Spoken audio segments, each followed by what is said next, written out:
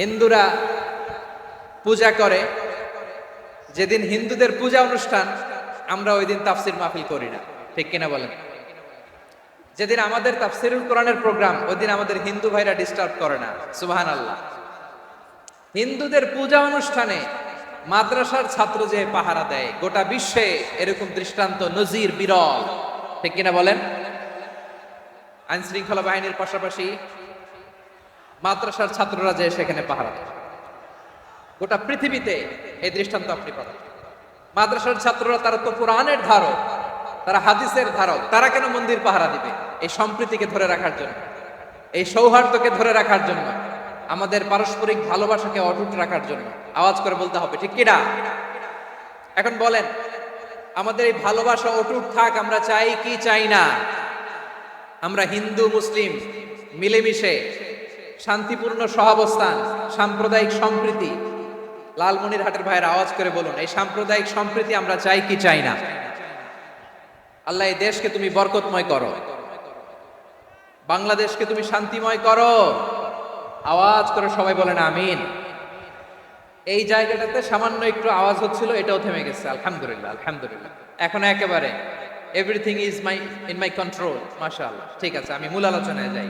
প্রিয় ভাইরা, আমি বলেছিলাম আমার আলোচনার বিষয় হচ্ছে শান্তিপূর্ণ সহাবস্থান, সাম্প্রদায়িক সম্প্রীতি। আমরা দেখব ইসলাম আমাদেরকে কি কি দিক নির্দেশনা দেয়। শান্ত হইতে হবে, খরগোশের কানের মতো কান দুটো আমার দিকে করে রাখেন। আমি এখনো উঠে যাব, হাত নাড়ায় লাভ নাই, আমি উঠে যাব। তাকায় থাকো আর কান খাড়া, আওয়াজ হবে না। হ্যাঁ, মাশাআল্লাহ মাশাআল্লাহ, ঠিক আছে। আমরা দেখবো যে রাসূল সাল্লাল্লাহু আলাইহি ওয়াসাল্লাম এই পিসফুল কোএক্সিস্টেন্সের জন্য আমাদের কি শিখিয়েছেন, কি কি গাইডলাইন দিয়েছেন। আমরা 1 2 3 4 করে এগুলো আপনাদের সাথে শেয়ার করব। আমি আপনাদের খেদমতে সূরাতুল আনআমের 108 নম্বর আয়াত তেলাওয়াত করেছি। এখানে আল্লাহ রাব্বুল ইজ্জা ওয়াল জালাল তিনি ইরশাদ করছেন, ওয়ালা তাসুব্বুল্লাযীনা ইয়াদউনা মিন দুনিল্লাহি ফায়াসুব্বুল্লাহা আদওয়ান বিগাইরি ইলম কাযালিকা যায়্যান্না লিকুল্লি উম্মাতিন আমালাহুম সুম্মা ইলা রাব্বিহিম মারজিউহুম ফায়ুনাব্বিউহুম বিমা কানু ইয়ামালুন। রব্বুল আলামিন বলেন, গোলাম ও আমার ইমানদার বান্দারা শোনো শোনো, ও আমার বিশ্বাসী বান্দারা শোনো শোনো, লা তাসুব্বুল্লাযীনা ইয়াদউনা মিন দুনিল্লাহ ফায়াসুব্বুল্লাহা আদওয়াম বিগাইরি ইলম।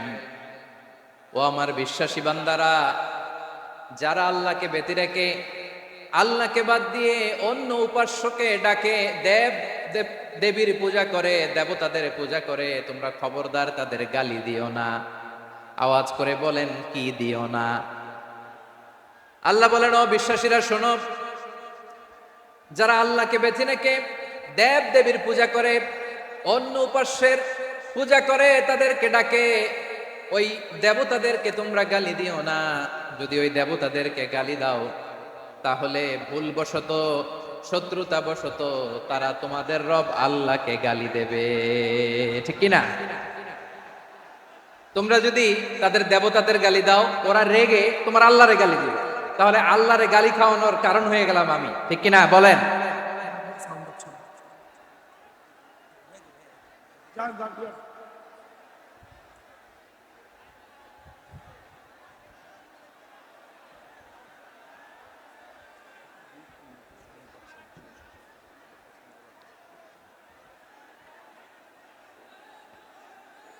সম্মানিত ভাইয়েরা, এত বিশাল প্রোগ্রাম, মাইকের একটা সেটআপ থাকে, তারগুলো অনেক সময় নড়ে যায়, ধাক্কা ধাক্কিতে ডিসপ্লেস হয়, একটু ঝামেলা হবে।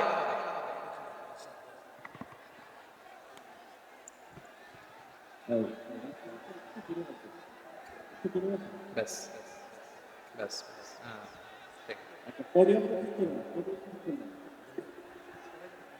ঠিক আছে।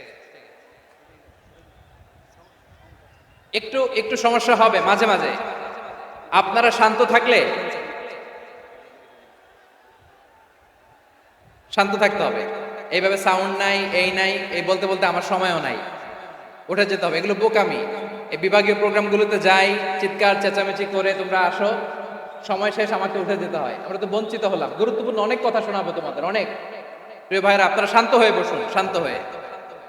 রব্বুল আলামিন বলেন, খবরদার বিশ্বাসীরা, আল্লাহ ছাড়া যারা অন্যান্য উপাস্যদেরকে ডাকে, দেবতাদেরকে ডাকে, তাদেরকে তোমরা গালি দিও না। ওই সমস্ত দেবতাদেরকে যদি তোমরা গালি দাও, তাহলে তারা আল্লাহকে গালি দিবে, ঠিক কিনা বলে? আমরা দেবতাদের গালি দিলে ওরা আল্লাহকে গালি দিবে। রব্বুল আলামিন বলেন, খবরদার দেবতাদেরকে গালি দিও না, তাহলে ওরা তোমার রব আল্লাহরে গালি দেবে। প্রতিটি জাতির জন্য তাদের কাজকে আমি আল্লাহ সুশোভিত করে রেখেছি, তারা সবাই একদিন আমার কাছেই ফিরে আসবে। এরপর আমি রব্বুল আলামিন তাদের আমলনামা তাদেরকে জানিয়ে দেব। সুবহানাল্লাহ পড়ে। প্রিয় ভাইয়েরা, আল্লাহ তাআলা বলেছেন, খবরদার গালি দিও না। আদেশটা কার? আওয়াজ করে বলেন তো। হিন্দুদের দেবতা দেবদেবীদেরকে গালি দেওয়া যাবে না। আওয়াজ করে বলুন প্রিয় ভাইয়েরা, এই আদেশটা কার? এই আপনাদের গলার আওয়াজ। অন্য ধর্মের দেবতাদেরকে যে গালি দেওয়া যাবে না, এই আদেশটা কার? আরো জোরে বলুন, কার? গালি দিবেন কোন দেবতাকে? দিবেন? যদি দেন তাহলে ওরা আল্লাহরে গালি দিবে। তাহলে আল্লাহরে গালি খাওয়াইলো কে? আপনি, ঠিক কিনা বলেন? আমি আল্লাহকে গালি খাওয়ানোর কারণ হলাম, কারণ আমি যদি গালি না দিতাম, ওরা আমার রবকে গালি দিত না। আওয়াজ করে বলেন ঠিক কিনা? তাহলে প্রিয় ভাইয়েরা, ইসলাম আমাদেরকে শিখায়, সূরাতুল আনআমের 108 নম্বর আয়াত থেকে আমরা বুঝলাম, কোন ধর্মকে ছোট করা যাবে না। অন্য ধর্মকে ছোট করা মানে ইসলামকে ছোট করা। অন্য ধর্মের দেবতাকে গালি দেওয়া মানে আল্লাহকে গালি খাওয়ানো। আওয়াজ করে বলেন ঠিক কিনা? খবরদার, এটা করা যাবে না। আর অন্য ধর্মের দেবতাকে যদি আপনি গালি দেন, ওরা ইসলাম থেকে দূরে সরে যাবে। যাও ইসলামের প্রতি আকৃষ্ট হয়েছিল, আর কোনোদিন ইসলামের ধারে কাছে আসবে না। আওয়াজ করে বলেন ঠিক কিনা? এজন্য কখনো কোনোদিন অন্য ধর্মের দেবতাদেরকে গালি দেয়া যাবে না। অন্য ধর্মের কোন দেবতাদেরকে আমরা গালি দিব না, গালি দিব না, বরং ইসলামের beauty, the beauty of Islam, ইসলামের সৌন্দর্যকে আমরা তুলে ধরব। আমরা যদি বিশ্বনবী সাল্লাল্লাহু আলাইহি ওয়াসাল্লামের জীবনের দিকে তাকাই, তাহলে আমি দেখব বিষ্ণু ইসলাম মক্কাতে কিংবা মদিনাতে অন্য ধর্মের লোকদের সাথে খুব পিসফুলি লাইফ লিড করেছেন।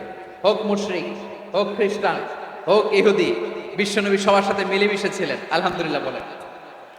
ইসলাম হচ্ছে পিসফুল রিলিজিয়ান। অন্য ধর্মের প্রতি সহনশীলতার সবক ইসলাম আমাদেরকে দেয়। কিন্তু প্রতিটি মুসলিমের এটা মনে রাখতে হবে, আল্লাহর কাছে পছন্দনীয় গ্রহণযোগ্য ধর্ম, জীবনাদর্শ একটি, সেটা হচ্ছে ইসলাম। আওয়াজ করে বলেন সেটা কি? লালমনিরহাটের ভাইয়েরা আওয়াজ করে বলুন, আল্লাহর কাছে মনোনীত ধর্ম একটি, সেটা কি? এজন্য রব্বুল আলামিন বলেন, ইন্নাদ দীনা ইনদাল্লাহিল ইসলাম, আল্লাহর কাছে মনোনীত গ্রহণযোগ্য অ্যাকসেপ্টেড ধর্ম মতাদর্শ একটা, সেটা হলো ইসলাম। ইসলাম ছাড়া অন্য কোন ধর্ম যদি কেউ তালাশ করে, তার ওই ধর্ম আল্লাহ গ্রহণ করবে না। ওমাইয়াবতাগি গায়রাল ইসলামি দীনান ফালাই ইউকবালা মিন ওয়া হুয়া ফিল আখিরাতি মিনাল খাসিরিন।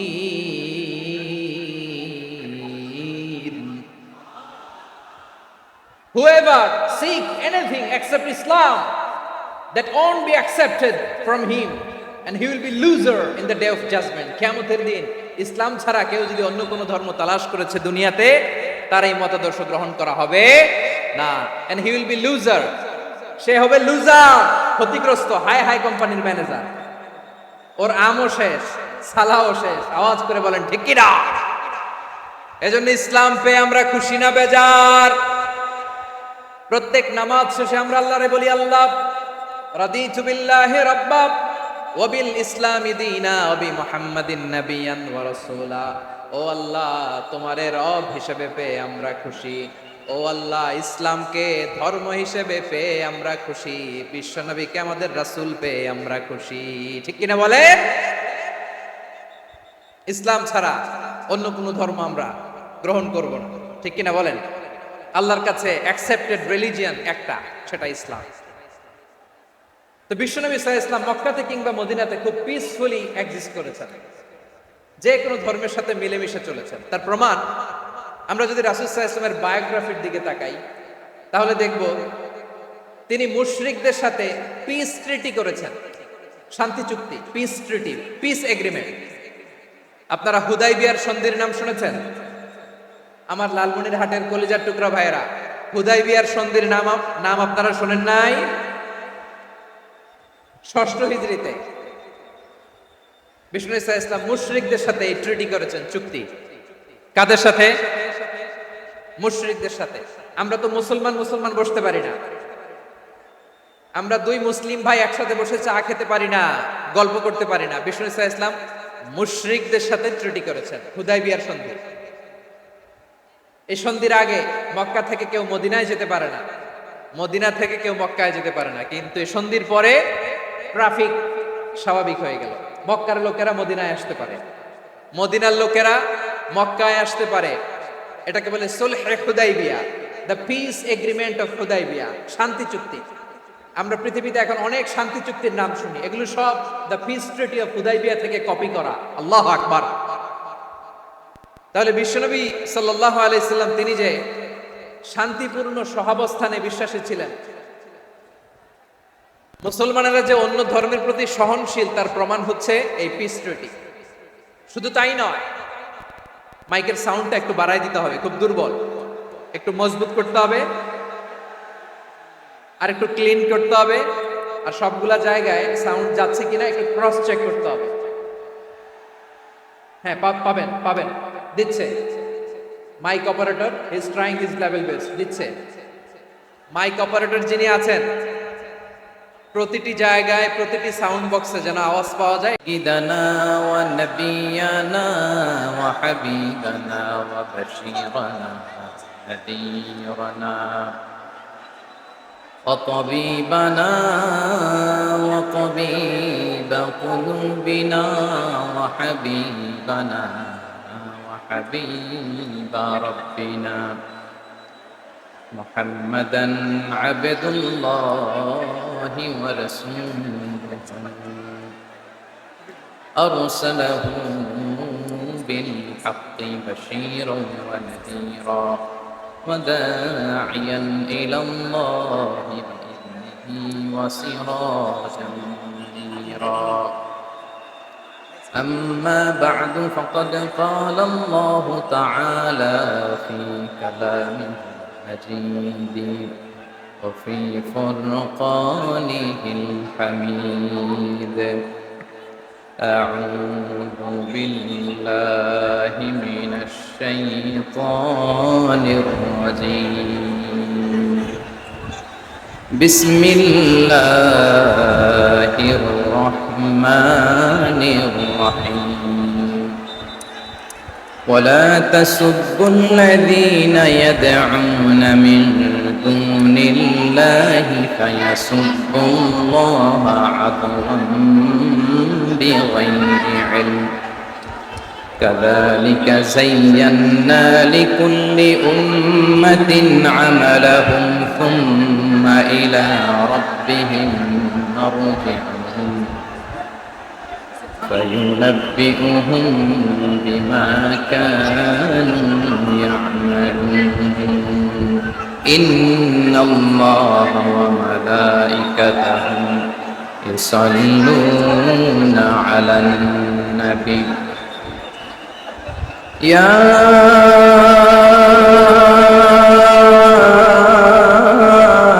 أيها الذين آمنوا صلوا عليه وسلموا تسليما اللهم صل على محمد وعلى آل محمد كما صليت على إبراهيم وعلى آل إبراهيم إنك حميد مجيد اللهم بارك على محمد وعلى آل محمد كما باركت على إبراهيم وعلى آل إبراهيم إنك حميد مجيد সকল প্রশংসার মালিককে, সকল ক্ষমতার উৎসকে। কেউ যেটা পারে না পারে কে, কেউ যেটা দেখে না দেখে কে, কেউ যেটা দেয় না দেয় কে? সে আল্লাহ রাব্বুল ইজ্জা ওয়াল জালালের দরবারে আমরা শুকর গুজার হচ্ছি। আমরা সবাই আওয়াজ করে পড়ে নিচ্ছি কালিমাতুশ শুকর, আলহামদুলিল্লাহ। গলা ছেড়ে দিয়ে আওয়াজ করে, প্রিয় লালমনিরহাটের ভাইয়ের আওয়াজ করে সবাই পড়ুন, রব্বানা লাকাল হামদ হামদান কাসীরান তাইয়্যিবান মুবারাকান ফীহি ইয়া রাব্বি লাকাল হামদু কামা ইয়ানবাগি লিজালালি ওয়াজহিকা ওয়া আযীমি সুলতানিকা লাকাল হামদু বিল ঈমান লাকাল হামদু বিল ইসলাম লাকাল হামদু বিল কুরআন। আমরা আল্লাহ রাব্বুল ইজ্জা ওয়াল জালালের দরবারে শুকরিয়া জ্ঞাপনের পাশাপাশি আজকের এই প্রোগ্রামের ইন্তেজামিয়া কমিটি, ইসলামিক সোসাইটি লালমনিরহাটকে অন্তরের অন্তঃস্থল থেকে ধন্যবাদ জানাতে চাই, শুভেচ্ছা জানাতে চাই।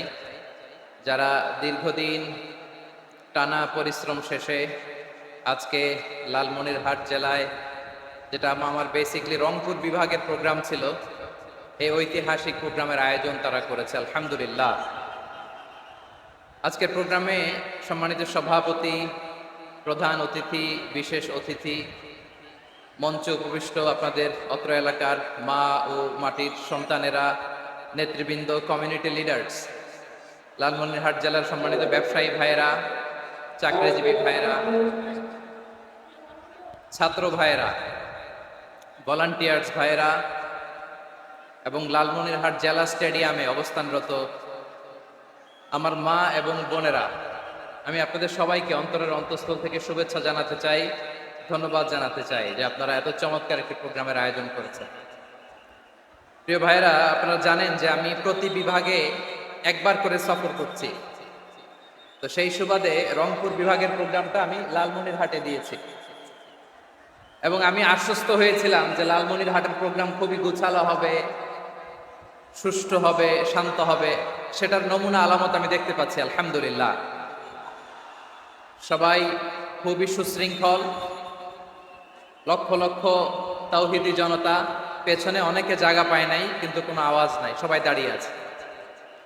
এলইডি স্ক্রিন আছে, আপনারা স্ক্রিনে দেখতে পাচ্ছেন, আলহামদুলিল্লাহ। আমি সবাইকে দেখতে পাচ্ছি, মাশাআল্লাহ মাশাআল্লাহ। শান্ত হয়ে আপনারা বসুন, অল্প কিছু সময় কথা বলার সুযোগ আমি পাবো।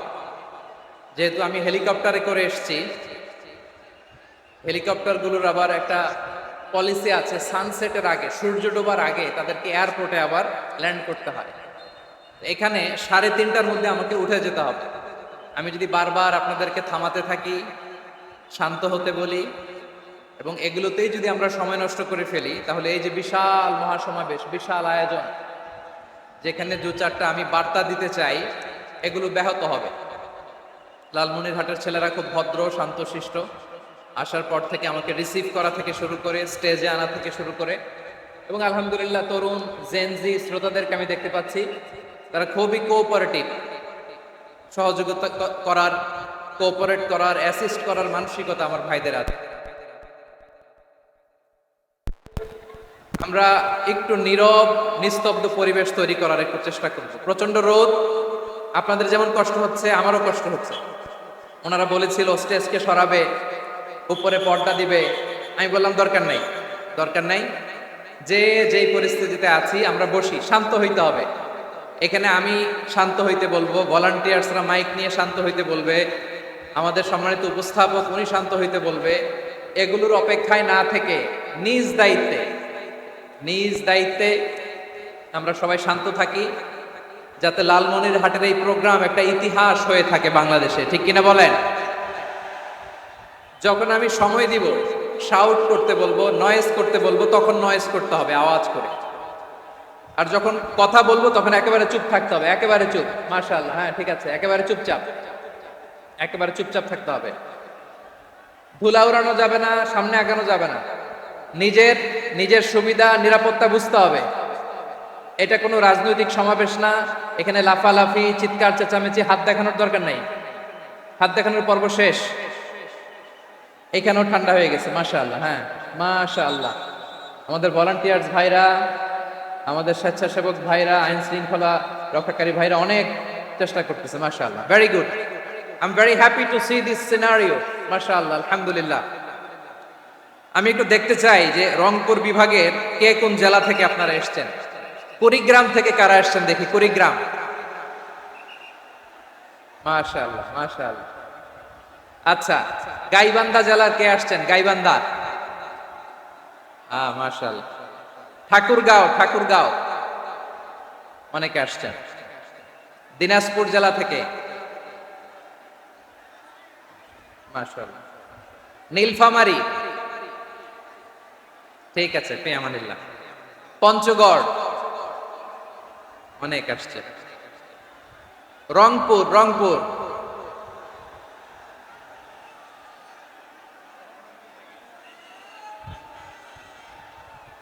মাশাআল্লাহ, মাশাআল্লাহ, ঠিক আছে। লালমনিরহাটের কারা দেখি, লালমনিরহাট,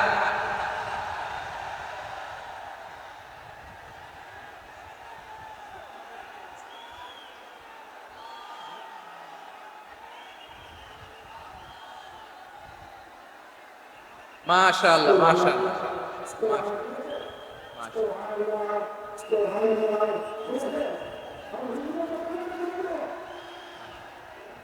ঠিক আছে, ঠিক আছে।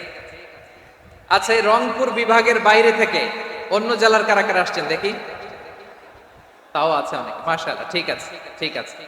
আজকের প্রোগ্রামে উপস্থিত আছেন প্রধান অতিথি হিসেবে অধ্যক্ষ আসাদুল হাবিব দুলু ভাই, সাংগঠনিক সম্পাদক বিএনপি, জাতীয় নির্বাহী কমিটির সভাপতি, জেলা বিএনপি লালমনিরহাট। বিশেষ অতিথি হিসেবে আমাদের অনেক ভাইরা এসছেন, সবাইকে শুকরিয়া জানাই। সভাপতিত্ব করছেন জনাব আব্দুল হাকিম। আইন শৃঙ্খলা বাহিনী, প্রশাসন, ভলান্টিয়ার্স, শুনেছি আমি প্রায় 5,000 ভলান্টিয়ার্স আপনারা নিয়োগ দিয়েছেন, আলহামদুলিল্লাহ, আলহামদুলিল্লাহ। অনেক গোছালো প্রোগ্রাম। আমার প্রাণ ঢালা ভালোবাসা জানবেন, আমার হৃদয়ের গহীন থেকে ভালোবাসা নেবেন, শুভেচ্ছা জানবেন সবাই, ঠিক আছে, ঠিক আছে। প্রিয় ভাইরা, আমরা আর কাল বিলম্ব না করে মূল আলোচনায় চলে যেতে চাই। আজকে যে টপিকের উপর আমি কথা বলবো, টপিকটা হচ্ছে peaceful coexistence and communal harmony, শান্তিপূর্ণ সহাবস্থান এবং সাম্প্রদায়িক সম্প্রীতি। আমাদের বাংলাদেশে সাম্প্রদায়িক সম্প্রীতি আছে না নাই? আবহমান কাল থেকে আমরা মুসলিম, হিন্দু, বৌদ্ধ, খ্রিস্টান, পাহাড়ি, নৃগোষ্ঠী মিলেমিশে একাকার, আমরা সবাই মিলে বাংলাদেশ। আওয়াজ করে বলেন ঠিক কিনা? আমাদের পারস্পরিক সম্প্রীতি, ভালোবাসা, সৌহার্দ্যপূর্ণ আচরণ, বোঝাপড়া, এটা বেশ মজবুত, বেশ মজবুত। তবে মাঝে মাঝে আমাদের এই সম্প্রীতির ভেতরে অনেকে ফাটল ধরাতে চায়। আমরা যে সুখে আছি, শান্তিতে আছি, এটা অনেকের ভালো লাগে না, ঠিক কিনা বলেন? আমাদের মধ্যে সাম্প্রদায়িক সম্প্রীতি, সৌহার্দ্যপূর্ণ আচরণ, ভালোবাসা, এটা আবহমান কাল ধরে আছে। তার প্রমাণ, আমরা তাফসিরুল মাহফিলের আয়োজন করলে আমাদের হিন্দু ভাইরা ডিস্টার্ব করেন, ঠিক কিনা? এবং আমি যদি বলি হাত তোলেন, হিন্দু ধর্মের কারা কারা এসেছেন, কত শত কত হাজার যে হাত উঠবে, আপনি অবাক হয়ে যাবেন। আমি চাচ্ছি না হাত উঠাতে। খুলনাতে সর্বশেষ যে আমি প্রোগ্রাম করে গেলাম, সেখানে কয়েকশো হিন্দু ভাই আসছে আমাদের আলোচনা শুনতে, আলহামদুলিল্লাহ। অনেক বৌদ্ধরা আসে, অনেক খ্রিস্টানরা আসে। এবার সফরেও অনেক হিন্দু ভাইরা আমার সাথে দেখা করেছে, তারা বলেছে হুজুর আমরা আপনার আলোচনা শুনি, আলহামদুলিল্লাহ বলেন। So it's our responsibility to present our religion to our non-Muslim brothers and sisters. আমাদের অমুসলিম ভাই বোনদের কাছে ইসলামের সৌন্দর্য তুলে ধরা, এটা আমাদের দায়িত্ব। We all are the ambassador of Islam.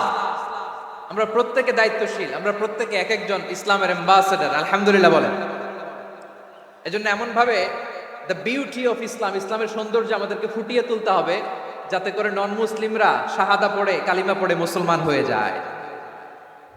অনেক নন মুসলিম ভাই বোন আমাদের হাতে শাহাদা পড়ে, কালিমা পড়ে মুসলমান হয়েছে, অনেক। সো আমরা যেন ইসলামের বিউটিটাকে তুলে ধরতে পারি, এবং এই যে সম্প্রীতি এটাকে যেন আমরা অটুট রাখতে পারি। আদতে আদতে বাংলাদেশের ইতিহাস বলে আমাদের দেশে কোনো দাঙ্গা নাই, আছে? লালমনিরহাটের ভাইয়ের আওয়াজ করে বলেন, আমাদের দেশে হিন্দু মুসলিম দাঙ্গা আছে? আমরা ভাই ভাই, আওয়াজ করে বলুন তো, আমরা কি ভাই ভাই? কিন্তু কিছু দুষ্ট লোক আছে, তারা আমাদের সম্পর্কের মধ্যে ফাটল ধরাতে চায়, ঠিক কিনা বলেন? মাঝে মাঝে ঝগড়া লাগাতে চায়। দেখবেন পত্রপত্রিকায় দেখা যায় বিভিন্ন ধর্মীয় উপাসনালয়গুলোতে হামলা চালানো হয়। এগুলো রাজনৈতিক উদ্দেশ্য প্রণোদিত, এগুলোর সাথে ইসলামের কোনো সম্পর্ক নাই। এজন্য এই দুর্বৃত্তদের ব্যাপারে আমাদের সাবধান থাকতে হবে। আমরা সবসময় যেমনি ঐক্যবদ্ধ, ইউনাইটেড, আমরা যদি এরকম ইউনাইটেড থাকি, এই সমস্ত দুর্বৃত্তদের কালো হাত ভেঙে দিতে আমাদের 1 ঘন্টাও লাগবে না। চিল্লায় বলো ঠিক কিনা? আমরা সংঘবদ্ধ থাকি। এই যে আমাদের পিসফুল কোএক্সিস্টেন্স, শান্তিপূর্ণ সহাবস্থান, এটাকে একটু স্ট্রং করে দেন। হ্যাঁ, ঠিক আছে, মাশাআল্লাহ। এদিকে তাকান, এদিকে। মক্কার পার্ট গেল, পিস এগ্রিমেন্ট করলেন, শান্তি চুক্তি। বিষ্ণু ইসলাম মদিনায় যে কি করলেন? মদিনায় যে বিষ্ণু ইসলাম মদিনা চার্টার করলেন, মদিনা সনদ, সাহিফাতুল মদিনা, এটার বলে মদিনা চার্টার। যে ওয়েস্টে, ইউরোপে, আমেরিকাতে তারা অনেক চার্টার করে, সব চার্টার মদিনা চার্টার থেকে কপি করা। আওয়াজ করে পড়েন সুবহানাল্লাহ। বিষ্ণু ইসলাম মদিনায় গেলেন, মদিনাতে মুসলিম, মুশরিক, ইহুদি, এই 3 ধর্মের লোক মিলে সব স্টেক হোল্ডার যারা আছে সবাইকে নিয়ে বিষ্ণু ইসলাম মদিনা চার্টার করলেন, মদিনা সনদ। পড়েন সুবহানাল্লাহ। শুধু তাই নয়, মক্কাতে বিশ্বনবী পিস এগ্রিমেন্ট করলেন, শান্তি চুক্তি মুশরিকদের সাথে। মদিনাতে যে বিশ্বনবী মদিনা চার্টার করলেন, মদিনা সনদ করলেন ইহুদিদের সাথে। আবার মদিনাতে বিশ্বনবী ইহুদিদের সাথে পিস ডায়ালগ করলেন, ইন্টারফেথ ডায়ালগ করলেন, আন্তধর্মীয় সংলাপ করলেন। যেই সংলাপের মূল ভিত্তি ছিল তাওহীদ। মূল ভিত্তি ছিল কি? তাওহীদ। বিশ্বনবী ইহুদিদেরকে ডাকলেন, আহ্বান করলেন, কুল ইয়া আহলাল কিতাবি তাআলাউ ইলা কালিমাতিন সাওয়াইন বাইনানা ওয়া বাইনাকুম আল্লা না'বুদা ইল্লাল্লাহ ওয়া লা নুশরিকা বিহি শাইআন ওয়া লা ইয়াত্তাখিযা বা'দুনা বা'দান আরবাবান মিন দুনিল্লাহ فإن تولوا فقولوا اشهدوا بأننا مسلمون। সুবহানাল্লাহ পড়েন। বিশ্বনবী মদিনার ইহুদিদের ডেকে বললেন, ও ইহুদিরা, শোনো শোনো, আসো এমন একটা আদর্শের প্রশ্নে আমরা একত্রিত হই, যে আদর্শের প্রচার তোমাদের নবীরাও করেছে, আমিও করি। যে আদর্শের কথা তোমাদের পবিত্র ধর্মগ্রন্থগুলোতে আছে, আমার কোরআনেও আছে, সেটা হলো তাওহীদ। আমরা এক আল্লাহ ছাড়া কারো ইবাদত করব না, আল্লাহর সাথে কাউরে শরীক করব না, আল্লাহ ছাড়া কাউরে রব মানব না। পড়েন সুবহানাল্লাহ। তাহলে আমার প্রিয় লালমনিরহাটের ভাইরা, মদিনাতে যে তিনি মদিনা চার্টার করলেন, মদিনা সনদ, পিস ডায়ালগ করলেন, শান্তির সংলাপ, ইন্টারফেথ ডায়ালগ করলেন, আন্তধর্মীয় সংলাপ, যার ভিত্তি ছিল তাওহীদ। সুবহানাল্লাহ পড়েন। তাহলে অন্য ধর্মের প্রতি সব সময় ইসলাম সহনশীল, টলারেন্স। যদি আপনি দেখতে চান ইসলামের নবী বিশ্ব নবীর দিকে তাকান, ঠিক কিনা বলেন? আমরা তো সংখ্যালঘুদের রাইটস প্রোটেক্ট করার জন্য কত আইন বানাই, কত বৈঠক করি, কত সংবাদ সম্মেলন করি। বিষ্ণু সাল্লাল্লাহু আলাইহি ওয়াসাল্লাম সংখ্যালঘুদের রাইটসের ব্যাপারে, অধিকারের ব্যাপারে যে কথা বলেছেন, শুনলে আপনি অবাক হয়ে যাবেন। বিশ্বনবী বলেন, আলা মান যালামা মুআহাদান আও ইনতাকাসাহু আও কাল্লাফাহু ফাওকা তাআতিহি আও কাল্লাফাহু ফাওকা তাকাতিহি আও আখাযা মিনহু শাইআন বিগাইরি তিবি নাফসিন ওয়া আনা হাজিজুহু ইয়াউমাল কিয়ামা। খবরদার, জেনে রাখো, কেউ যদি কোনো সংখ্যালঘুর উপরে অত্যাচার করে, কোনো সংখ্যালঘুর প্রাপ্য থেকে যদি কেউ কাউকে ঠকায়, সংখ্যালঘুর উপর যদি কেউ কষ্ট দেয়, কোনো সংখ্যালঘুর সম্পদ যদি কেউ জোর করে কেড়ে নেয়, আমি কিয়ামতের দিন বিশ্বনবী ওই সংখ্যালঘুর পক্ষে আর ওই মুসলমানদের বিপক্ষে বাদী হয়ে দাঁড়াবো। সুবহানাল্লাহ বলতে পারলেন না? আল্লাহু আকবার। আপনি নামাজি, আপনি মুসল্লি, আপনি হাজী সাহেব, তাহাজ্জুদ পড়তে পড়তে কপালে দাগ ফেলে দিছেন। আপনার প্রতিবেশী হিন্দু, ভাবছেন আমার তো পাওয়ার আছে, ওর জমিটা দখল করি। বিশ্বনবী বলেন কিয়ামতের দিন ওই হিন্দুর পক্ষে তোর বিরুদ্ধে আমি বাদী হয়ে দাঁড়াবো। পৃথিবীর কোন ধর্মে এরকম স্টেটমেন্ট পাবেন? পাবেন? আপনি ভাবছেন আপনি নামাজ পড়লে হাজী সাহেব কপালে দাগ ফেলাই দিলে আপনি সেলসেলায় জান্নাতে চলে যাবেন না? খবরদার। বিশ্বনবী বলেন কোন সংখ্যালঘুর উপর যদি কেউ আক্রমণ করে, তার প্রাপ্য তাকে না দিয়ে যদি তাকে ঠকায়, তার উপর জুলুম করে, তার সম্পদ যদি কেড়ে নেয়, আমি নবী, তুমি মুসলিম হইতে পারো, মুসল্লি হইতে পারো, তার পক্ষে তোমার বিপক্ষে আল্লাহর দরবারে বাদী হয়ে দাঁড়াবে। আচ্ছা লালমনিরহাটের ভাইরা, কথা বুঝতে পারলে আওয়াজ করে উত্তর দেন। বিশ্বনবী যদি কারো বিপক্ষে দাঁড়ায় কিয়ামতের দিন, আই রিপিট, আমি আবারও বলছি, বিশ্বনবী যদি কিয়ামতের দিন কারো বিপক্ষে দাঁড়ায়, ও তো সেলসেলায়া জান্নাতি, তাই না? জান্নাতি না? যে নবীর সুপারিশ ছাড়া জান্নাতের গেটও দেখা যাবে না, ওই নবী যদি বলে তোর বিপক্ষে আমি বাদী হয়ে দাঁড়াবো, ওই জান্নাতে আর ঢোকার কোনো সুযোগ আমাদের থাকবে? এখানেই শেষ না আমার প্রিয় লালমনিরহাটের ভাইয়েরা, এখানেই শেষ নয়। বিশ্বনবী বলেন মান কাতালা মুআহাদান, বুখারীর বর্ণনা, মান কাতালা মুআহাদান লাম ইয়ারাহ রাইহাতাল জান্নাহ। কেউ যদি, কোন মুসলিম যদি অন্যায়ভাবে কোন সংখ্যালঘুকে হত্যা করে, কোন হিন্দুকে হত্যা করে, কোন বৌদ্ধরে হত্যা করে, অন্যায়ভাবে কোন মুসলিম যদি কোন সংখ্যালঘুরে হত্যা করে, জান্নাতে যাওয়া তো দূরের কথা, ওই মুসলিম জান্নাতের ঘ্রাণও পাবে না। সেই বুখারীর বর্ণনা, মান খাতালা মুআহাদান লাম ইয়ারাহ রাইহাতাল জান্নাহ ওয়া ইন্না রিহাহা লা ইউজাদু মিন মাসিরাতি 40 আমা।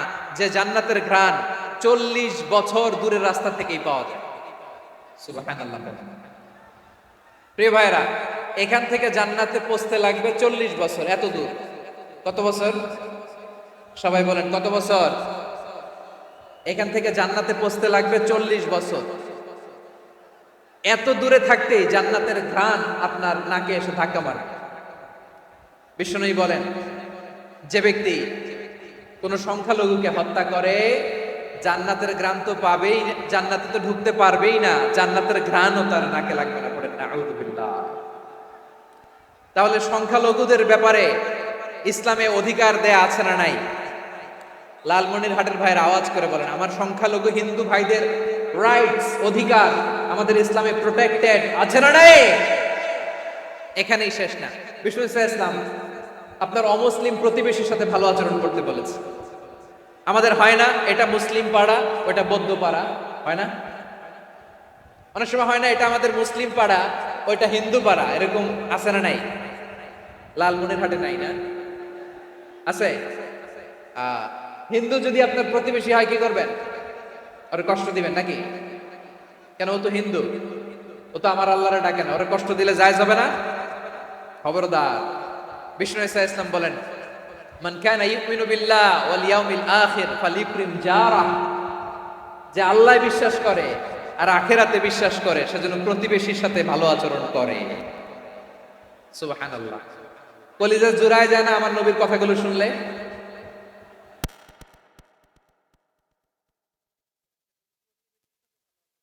এখানে বলছে মুসলিম প্রতিবেশী বলছে, নামাজি প্রতিবেশী বলছে, আল্লাহওয়ালা প্রতিবেশী বলছে? প্রতিবেশী আস্তিক হোক নাস্তিক হোক, প্রতিবেশী মুমিন হোক মুশরিক হোক, প্রতিবেশী হইলেই তার সাথে ভালো আচরণের দরকার আছে না নাই? আমার প্রিয় লালমনিরহাটের ভাইয়েরা, বিষ্ণু ইসলাম ওনার ইহুদি প্রতিবেশীদের দেখাশোনা করতেন। আওয়াজ না শোনা যাক, আমারও তো দেখা যায়, আমারও তো দেখা যায়, তাকায় থাকেন, তাকায় থাকলে সওয়াব হবে। কোরআনের কথা যেখান থেকে হয় এদিকে তাকায় থাকলেই বরকত। তাকায় থাকেন। জি জি, মাইক, আমি তো আর মাইক ঠিক করতে আসি না এদিকে, এই মাইক ঠিক করবো, ওই মাইক ঠিক করবো, ওদিকে পাইলট বলবে হুজুর চলে আসেন। জি বসুন, বসুন, মাশাআল্লাহ। হ্যাঁ, খুব শান্ত, ঠিক আছে। পুলিশ ভাইরা না খেয়ে দিনরাত আপনারা যাতে সুশৃঙ্খল একটা প্রোগ্রাম উপহার পান, এটাই চেষ্টা করতেছে। আপনাদেরকে কষ্ট দিতে আসে নাই, একটু একটু সহযোগিতা করেন। জি, মাশাআল্লাহ, হ্যাঁ ঠিক আছে। আমার প্রিয় ভাইরা, প্রতিবেশী আস্তিক হোক নাস্তিক হোক, মুসলিম হোক হিন্দু হোক, তার সাথে ভালো আচরণ করতে হবে। বিষ্ণু ইসা ইসলাম ওনার ইহুদি প্রতিবেশীর বাসায় যেতেন। কোন প্রতিবেশী? ইহুদি। আওয়াজ করে বলেন, কোন প্রতিবেশী? ইহুদি। এক ইহুদি কিশোর বিষ্ণু ইসা ইসলামের খেদমত করতে, ইহুদি ছেলে আমার নবীর খেদমত করতো, তারা ছিল নবীর প্রতিবেশী। তো অনেক দিন হয় ইহুদি ছেলেটা আসে না। বিশ্বনবী খোঁজ দিলেন, ঘটনা কি? একটা ইহুদি ছেলে না আমার খেদমতে আসতো, ছেলেটা কই? খোঁজ নিয়ে জানলেন ছেলেটা অসুস্থ। বিষ্ণু ইসা ইসলাম ওই ইহুদির বাড়িতে চলে গেলেন ওই ছেলেটাকে দেখা করার জন্য, ভিজিট করার জন্য। সুবহানাল্লাহ পড়বেন না? গেলেন, যে দেখে ইহুদি ছেলেটা মুমূর্ষ, জান জান যায় যায় ভাব, বিছানায় পড়ে আছে, তার বাবা দাঁড়ানো। বিশ্বনবী তার মাথার পাশে বসলেন, মাথায় হাত বুলিয়ে দিলেন, আর ছেলেটাকে বললেন, আসলিম, হে ইহুদি ছেলে, আসলিম, ইসলাম ধর্ম গ্রহণ করো। তো ছোট্ট ছেলে ভাবে আমরা ইহুদি, এখন ইসলাম ধর্ম গ্রহণ করলে আব্বা যদি বকা দেয়, ফানাযারা ইলা ওয়াজহি আবি, ছেলেটা তার বাবার চেহারার দিকে তাকালো, দেখে আব্বা কি করে। আব্বা যদি বলে তাইলে ইসলাম ধর্ম গ্রহণ করো। ইহুদি ছেলেটা তার বাবার দিকে যখন তাকালো, ওর বাবা বলে, আতি আবুল কাসিম, আবুল কাসিম যা বলে তাই করো। আবুল কাসিম হচ্ছে বিষ্ণু ইসা ইসলামের একটা কুনিয়াত, উপনাম। আমার রাসূলের বড় ছেলের নাম ছিল কাসেম। যেমন দেখবেন আমাদের এলাকায় কারো ছেলের বড় ছেলের নাম যদি হয় আব্দুল্লাহ, এরা আব্দুল্লাহর বাপ বলে ডাকে। কারো বড় মেয়ের নাম যদি হয় ফাতেমা, এরা কি ডাকে? ফাতেমার বাপ বলে না? তো বিষ্ণু ইসা ইসলামের বড় ছেলের নাম ছিল কাসেম। ইহুদি বাবা বলল, আতি আবুল কাসেম, আবুল কাসেম যা বলে তাই শোনো, মানে মোহাম্মদ যা বলে তাই শোনো। এই কথা শুনে ছেলে সাহস পাইছে, ছেলে আবার পড়তে আরম্ভ করলো, আশহাদু আল্লাহ ইলাহা ইল্লাল্লাহ ওয়া আশহাদু আন্না মুহাম্মাদার রাসূলুল্লাহ, পড়েন আল্লাহু আকবার। বিশ্বনবীর আহ্বান শুনে ওই আহ্বানে সাড়া দিয়ে ইহুদি ছেলে শাহাদা পড়ে মুসলমান হয়ে গেল। তার হৃদয়টারে ঈমানের নূর দিয়ে আলোকিত করে দিল কে? প্রিয় ভাইরা, এবার রাসূল সাল্লাল্লাহু আলাইহি ওয়াসাল্লাম বের হয়ে আসলেন ঘর থেকে, আর বললেন, আলহামদুলিল্লাহিল্লাযী আনকাযাহু মিনান নার, প্রশংসা সে আল্লাহর, যে আল্লাহ জাহান্নামে চলে যাচ্ছিল প্রায় এমন একটা লোককে মুহূর্তের মধ্যে কালেমায়ে শাহাদাতের বদৌলতে জান্নাতি বানায় দিলেন। আওয়াজ করে পড়েন সুবহানাল্লাহ। এই হাদিস থেকে আমরা কি শিখলাম? What is the moral of the story? এক নম্বর স্টোরি হলো, প্রতিবেশী ইহুদি হোক হিন্দু হোক, যাবেন, সুসম্পর্ক রাখবেন, উপহার দিবেন, বিপদে পাশে দাঁড়াবেন, তাইলেই তো আপনাদের প্রতি, মুসলমানদের প্রতি তারা আকৃষ্ট হবে, ঠিক কিনা বলেন? আপনি যদি হিন্দুদের সাথে বৌদ্ধদের সাথে নাই মিশেন, নাস্তিকের কাছে নাই যান, তো ইসলামের সৌন্দর্যটা ওরা বুঝবে কেমনে? আমার অনেক হিন্দু পরিচিত ভাই আছে, ওরা আমাদের ইফতারির প্রোগ্রামে এসে একসাথে ইফতারি করে।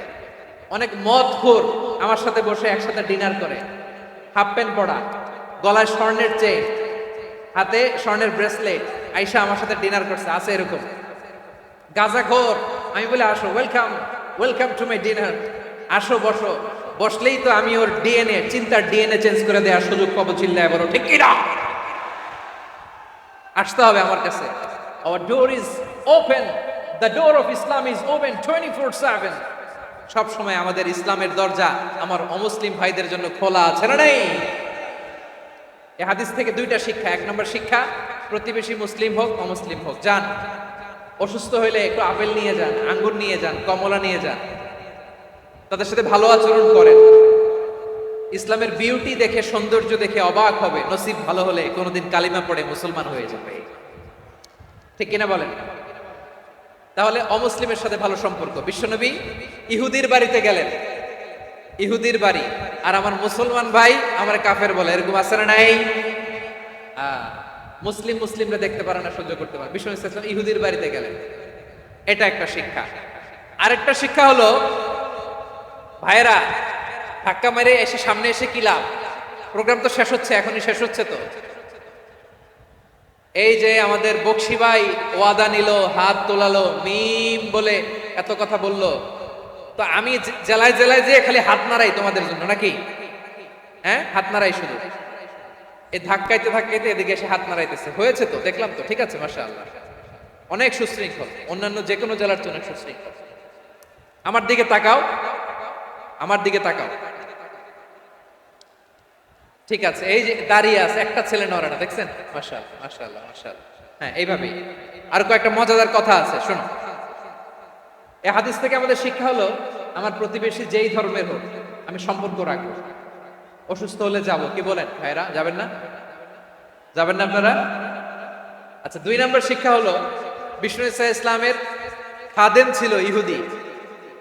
এতদিন খেদমত করলো, একদিনও বিশ্বনবী ওরে কালিমার দাওয়াত দেয় নাই। কারণ কি? বিশ্বনবী একটা ভালো সময়ের অপেক্ষা করতেছিলেন, প্রপার টাইমিং। দাঈর কাজ হচ্ছে দাঈ ইলাল্লাহ, সে হচ্ছে সুযোগ সন্ধানী। দাঈ সুযোগ খোঁজে, কখন দাওয়া দিলে ব্যাটে বলে হবে, ঝোপ বুঝে কোপ মারে, ঠিক কিনা বলেন? বিষ্ণু ঈসা ইসলাম ভালো সময়ের অপেক্ষা করতেছিলেন, দেখি ভালো সময় আসুক আসুক আসুক আসুক। আস্তে আস্তে এমন সময় আসছে, ছেলে এবার মুমূর্ষ। অসুস্থ ব্যক্তির হৃদয় অত্যন্ত নরম থাকে। হসপিটালে যখন কেউ যায় তার হৃদয়টা বড্ড নরম থাকে, মৃত্যুর ভয়ে তার অন্তরটা নরম থাকে, ঠিক কিনা বলেন? এই প্রপার টাইমিং এর অপেক্ষা করতেছিলেন। যখনই টাইমিং পেয়েছেন, দাওয়াত দিলেন, পড়ো লা ইলাহা ইল্লাল্লাহ, সুবহানাল্লাহ পড়েন সবাই। তাহলে ইসলাম অমুসলিম প্রতিবেশীর সাথে ভালো আচরণ করতে পারে। ইসলাম অমুসলিম মাতা পিতার সাথেও ভালো আচরণ করতে পারে। মাতা পিতা যদি অমুসলিম হয়, তারা ফেলে দিতে পারবেন? পারবেন? পারবেন? আমার লালমনিরহাটের ভাইয়েরা, অনেক হিন্দু ছেলে আমাদের হাতে শাহাদা পড়ে মুসলিম হয়, কিন্তু ওর মা মুসলমান হয় নাই, বাবাও হয় নাই। এরকম আছে না নাই? তো ও হয়েছে মুসলিম, মা বাপ হিন্দু, এখন মা বাপ কি বাদ? হ্যাঁ, মা বাপ বাদ দেয়া যাবে? যেই মা আপনার 9 মাস 8 মাস পেটে ধারণ করলো, আপনার মায়ের নার ছেঁড়া ধন, আপনি ওই মারে বাদ দিতে পারবেন? যে মায়ের বুকের তাজা দুধ খেয়ে আপনি আজকে বাড়ন্ত তাজা তরতাজা, ওই মারে বাদ দেয়া যাবে?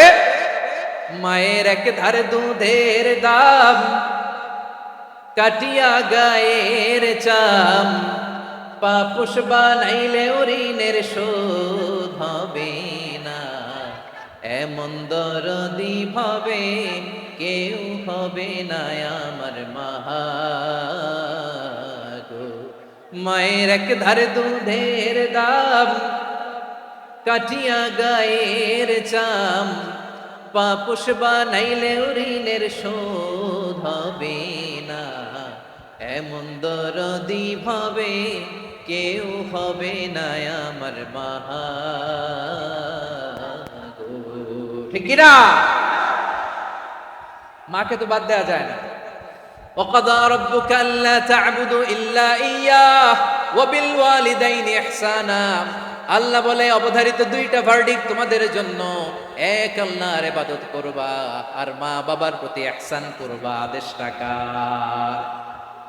মা বাবার প্রতি ইহসান করতে হবে। আমার মা হিন্দু হোক, ভালো আচরণ করতে হবে, বৌদ্ধ হোক, ভালো আচরণ করতে হবে।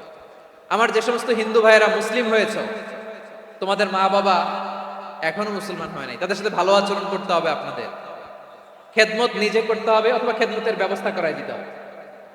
মান্থলি যে খরচ লাগে এটা দিতে হবে। আরে তুমি এখন মুসলিম, তোমার মা বাবা হিন্দু, এখনই তো সুযোগ ইসলামের সৌন্দর্য দেখানো। এখন মা বাবা যদি দেখে, আরে এটা হিন্দু থাকতে খুব বদমাইশ ছিল, বেয়াদব ছিল, কি এমন ধর্ম সে গ্রহণ করলো যেটা গ্রহণের সাথে সাথে সে পাল্টে গেল? কি এমন ধর্ম সে গ্রহণ করেছে যেটা তার জীবনকে আলোকিত করে দিয়েছে? নসিব ভালো হলে তারাও কালিমা পড়ে মুসলমান হয়ে যাবে। বিষ্ণু ঈসা ইসলামের স্ত্রীর নাম ছিল আয়েশা রাদিয়াল্লাহু তাআলা আনহা, আবু বকর রাদিয়াল্লাহু তাআলা আনহুর মেয়ে। আবু বকর রাদিয়াল্লাহু তাআলা আনহুর আরেক মেয়ের নাম হচ্ছে আসমা। কি নাম? দুজনই আবু বকর রাদিয়াল্লাহু তাআলা আনহুর মেয়ে, আসমা আর আয়েশা। নাম দুইটা কেমন লাগে? আসমা নামটা কেমন লাগে? আয়েশা নামটা কেমন লাগে? সবার ভালো লাগে নাই? নাম দুটো আপনাদের ভালো লাগে? লালমনিরহাটে অনাগত যদি কন্যা সন্তান হয়, যদি মনে চায় আসমা রেখে দিতে পারবে, যদি মনে চায় আয়েশা রেখে দিয়েন। দেশে বিদেশে এয়ারপোর্টে রাস্তা ঘাটে শুধু বলে, হুজুর একটা নাম দেন, আমার ছেলের একটা নাম দেন, মেয়ের একটা নাম দেন। তো আমার মনে আছে যশোরের আবদিনের মাহফিলে আমি একটা দুইটা নাম দিয়েছিলাম। আজকে লালমনিরহাটের এই প্রোগ্রামে কন্যা সন্তান যদি হয় দুটা নাম দিলাম, আসমা কিংবা আয়েশা। ইনশাআল্লাহ পড়েন। দুজন বোন, এক মায়ের, বাবা এক, মা দুজন। আয়েশা রাদিয়াল্লাহু তাআলা আনহার মায়ের নাম উম্মে রুমান, আর আসমা রাদিয়াল্লাহু তাআলা আনহার মায়ের নাম কুতাইলা বিনতে আব্দুল উজ্জা। আবু বকর রাদিয়াল্লাহু তাআলা আনহু 4টা বিয়ে করেছিলেন। তো একই ঘটনা ঘটেছে এই ফ্যামিলিতে। আসমা ইসলাম ধর্ম গ্রহণ করে মুসলিমা, কিন্তু তার মা কুতাইলা মুশরিকা। আই রিপিট, বোঝার জন্য আমি আবারও বলি, আসমা রাদিয়াল্লাহু তাআলা আনহা মুসলিমা, আর আসমার মা কুতাইলা, আওয়াজ করে বুঝে থাকলে বলেন, আসমার মা মুশরিকা। তার মানে মেয়ে মুসলিম, মা অমুসলিম। ভেজাল আছে না নাই? কিন্তু কুতাইলা আর ধৈর্য ধারণ করতে পারে না। নার ছেড়া ধন, কলিজার টুকরা ধন, কলিজার টুকরা সন্তান। আসমারে দেখতে বড্ড মন চায়। সাইয়েদনা আসমা রাদিয়াল্লাহু তাআলা আনহা মক্কা থেকে হিজরত করে মদিনায় চলে গেলেন।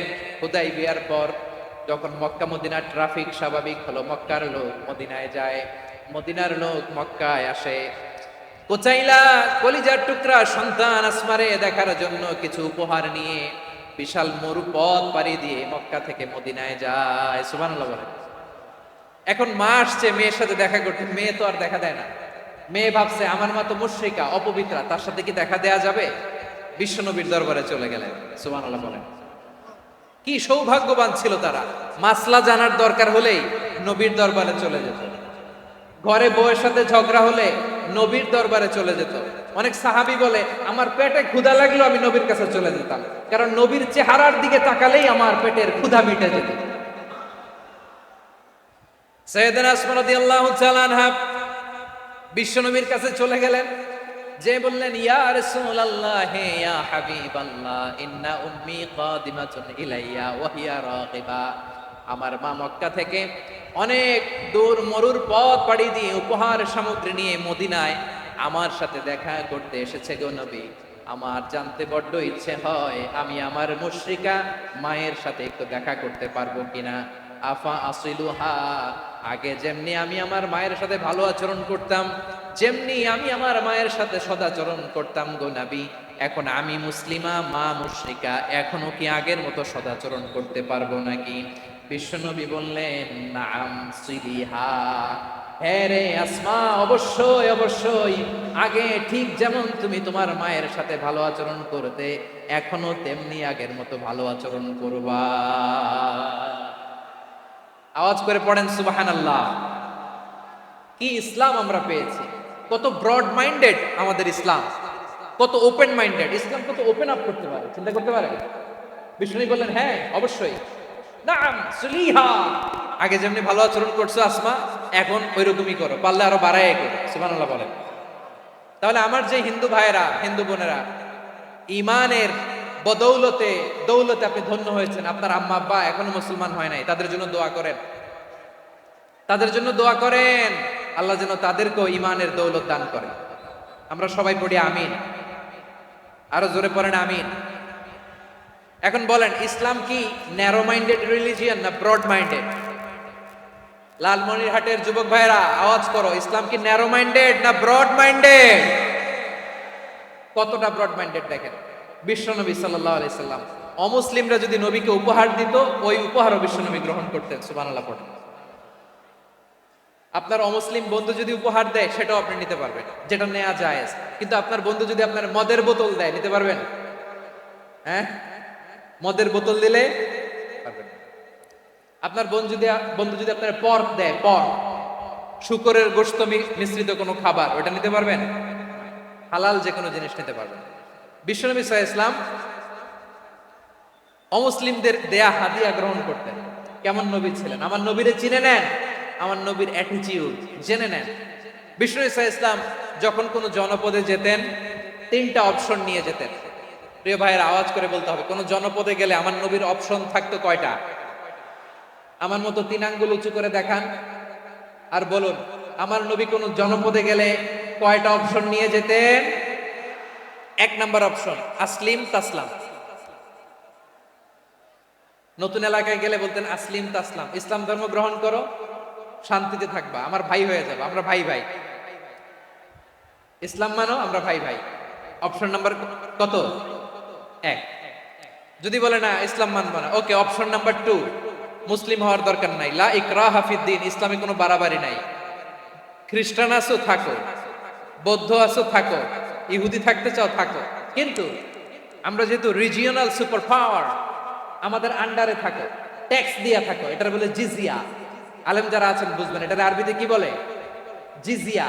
You pay us the tax, we will give you the security. তোমরা ট্যাক্স দিবা, আমরা সিকিউরিটি দিব, আমাদের আওতায় থাকবা, কেউ তোমাদেরকে আক্রমণ করতে পারবে না, আমরা নিরাপত্তা দিব। সুবহানাল্লাহ বলেন। এটা অপশন নাম্বার কত? আচ্ছা বুঝে থাকলে বলেন, 1 নাম্বার অপশন কি ছিল?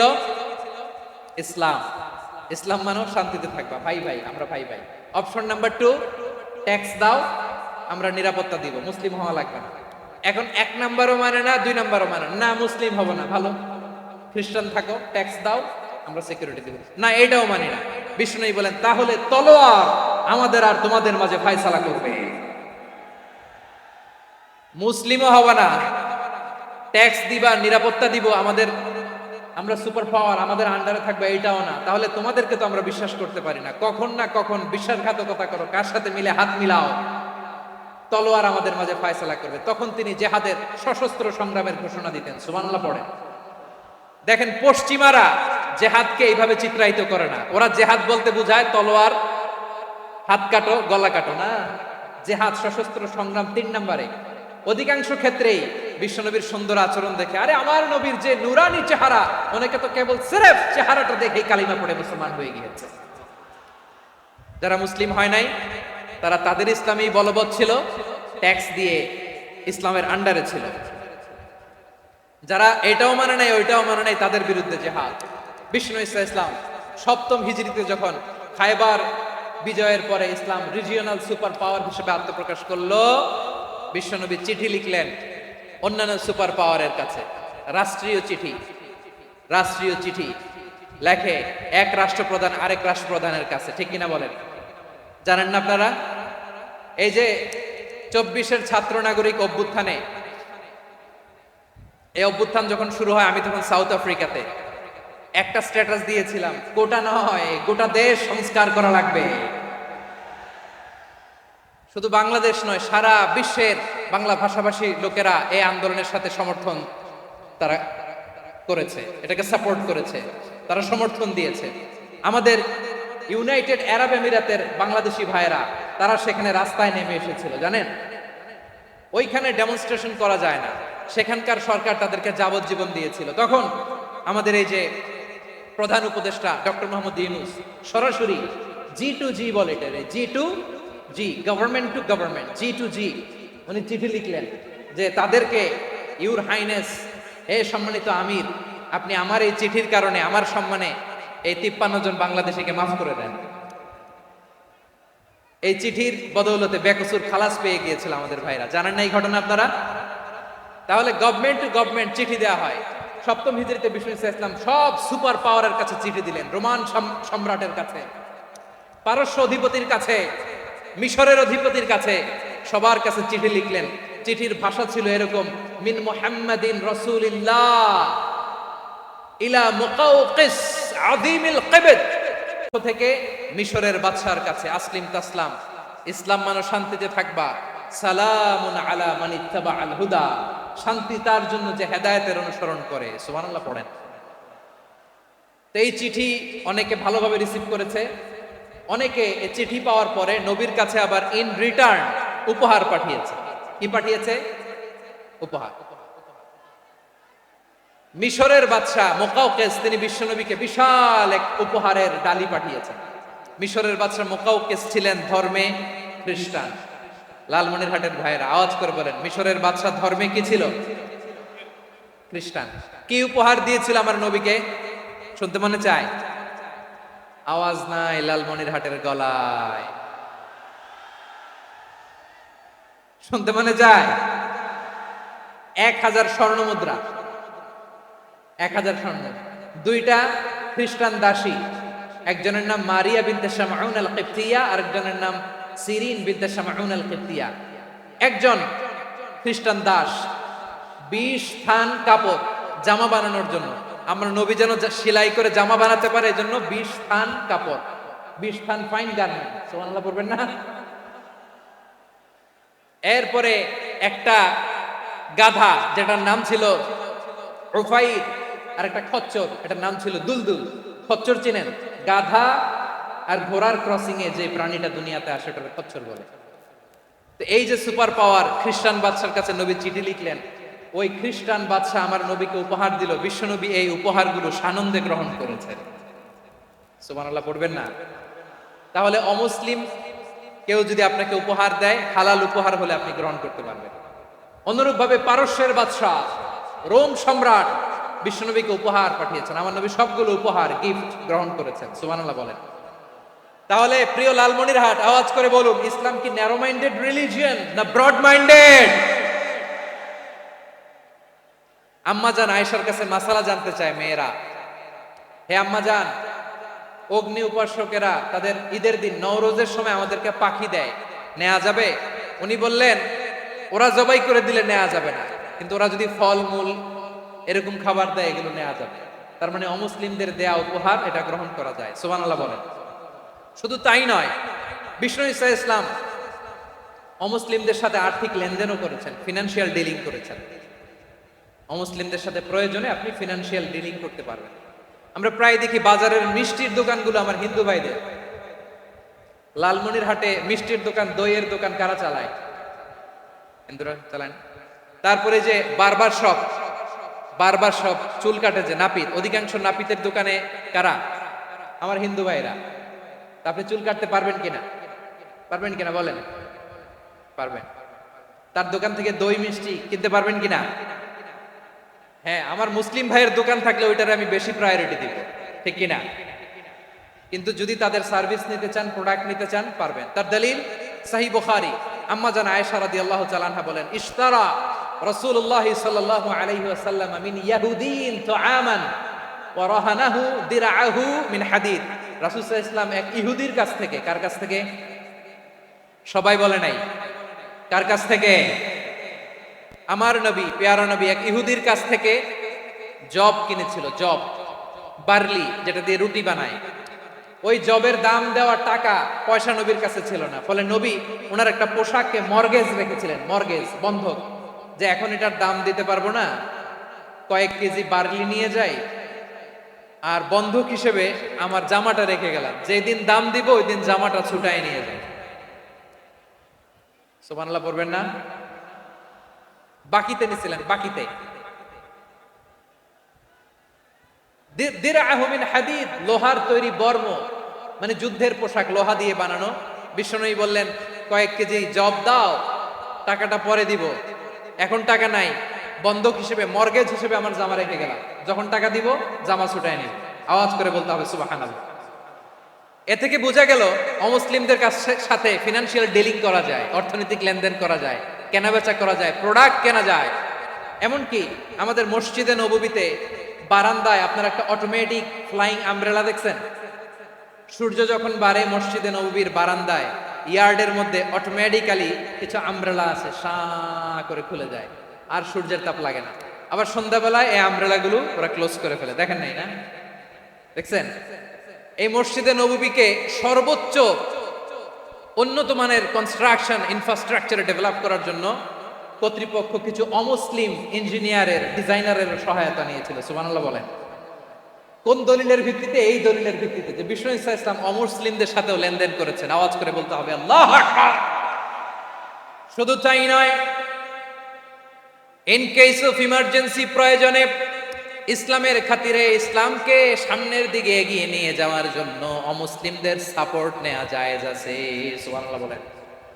অমুসলিমদের সাপোর্ট নেয়া, তাদের থেকে অর্থ নেয়া, পলিটিক্যাল সাপোর্ট, পলিটিক্যাল অ্যাসাইলাম নেওয়া জায়েজ আছে। আমাদের অনেক বিশ্ববরেণ্য দায়ীরা আমেরিকায় অস্থায়ীভাবে অ্যাসাইলাম নিয়ে থাকে, নিজের দেশে গেলে ফাঁসিতে ঝুলাই দিবে। যুগ যুগ ধরে দায়ীদের উপরে এরকম অত্যাচার আর নির্যাতন আছে না নাই? মিশরের অনেক দায়ীরা পাশ্চাত্যে যেয়ে থাকে। এই যে তারা পলিটিক্যাল অ্যাসাইলাম নিয়ে থাকে, রাজনৈতিক আশ্রয়, এটা জায়েজ আছে না? এটা যে জায়েজ আছে তার প্রমাণ স্বয়ং বিশ্বনবী সাল্লাল্লাহু আলাইহি ওয়াসাল্লাম পলিটিক্যাল সাপোর্ট নিয়েছিলেন অমুসলিমদের কাছ থেকে। সুবহানাল্লাহ বলেন। খুব মজাদার একটা ঘটনা শুনবেন, আপনাদের আগ্রহ দেখে তো মনে হয় না শোনার ইচ্ছা আছে। আছে আছে, গলায় জোর আছে।